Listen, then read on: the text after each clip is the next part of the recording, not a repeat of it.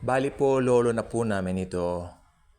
Kasi yung tito ko, ito po ay kanyang lolo. Bali, lolo po namin ito sa tuhod. Pero hindi po first layer. I guess, mga third layer na po. Malayo-layo na rin po. Pero lolo po namin siya. Photographer, no po. Ito po kasi nangyari noong 1990. Naku, maliit pa kami noon. Mga bata pa kami. At naglindol. Lindol. Before nga po that, nung dalindol, ang mga tao busy at according dito sa kwento ng aming namayapang daddy, itong lolo namin na ito ay very busy. Tinatawag po siya minsan sa mga events, sa mga gatherings. Siya po ay kumukuha ng mga litrato. Wala pa naman po kasi tayo mga ganitong gadgets na meron tayo ngayon, way back. Noon nga po, before the Lindol, 1990. Kaya sabi ko po sa inyo, siya po ay laging tinatawag. Actually, malakas po yung kanilang negosyo until nalugi na po ng tuluyan nung naging digital na po tayo. Lumindol, Monday, July 16 ng 1990. Daming namatay sa Nueva Ecija, especially po epicenter nito sa Baguio. And then, siya po ay picture. At meron po siyang isang lugar dito nga po sa Nueva Ecija wherein ang dami po mga estudyante na nangamatay daw during that time. At siya po ay pumunta roon sa isang simbahan na parang may simbahan yata roon na hindi po naman masyadong nasira pero may mga ilang parts po na gumuho. At mula po doon sa simbahan na yon, ito po makinig pong mabuti, may pinicturan siyang isang matanda. Sabi niya, nung picturean ko yung matanda. And then, nung na-develop po yung litrato, ang lumabas po, picture ni Jesus Christ.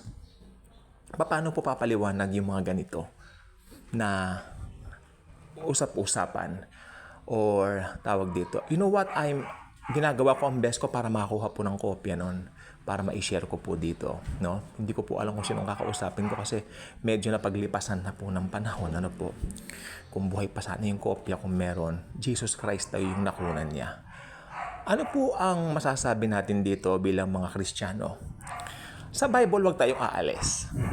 Unang-una, ang Panginoong Jesucristo po, hindi magpapakita sa atin sa ganoong paraan. We cannot see Him kung anong itsura niya. Si Jesus, pwede lang natin siya makaniig, pwede lang natin siya makausap through His Word, the Bible.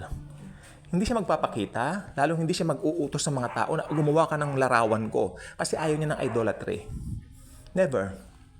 Si Jesus po ay makakausap lang natin sa prayer at sasagot siya sa atin sa kanyang salita, the Holy Bible. Maganda rin yung salin ng The Living Bible. Ginagamit ko po ngayon yan. Tsaka yung bagong ang Bible ng, you know what, yung Taglish. Yan. Sumasagot po si Jesus dyan. Pero yung mga, kung anik-anik na mga ways to communicate with the Lord, I don't think so.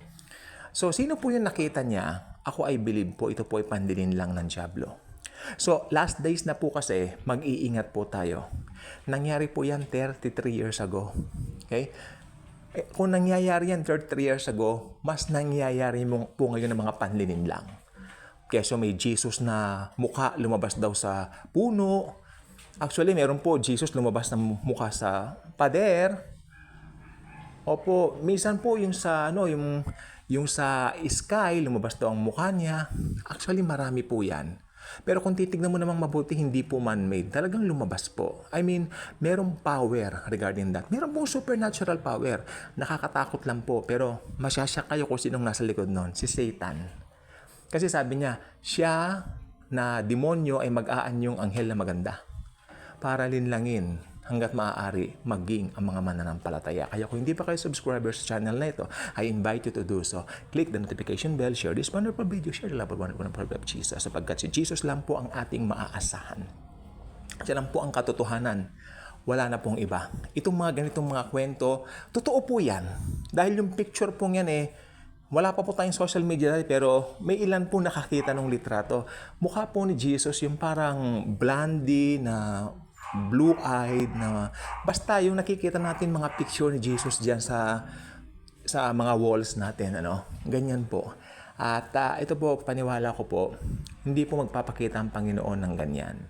Dahil ang Panginoon po sapat na pong makita natin siya, makausap natin siya ayon sa kanyang salita, ang Biblia. Thank you. And as always and forever, Jesus truly loves us all.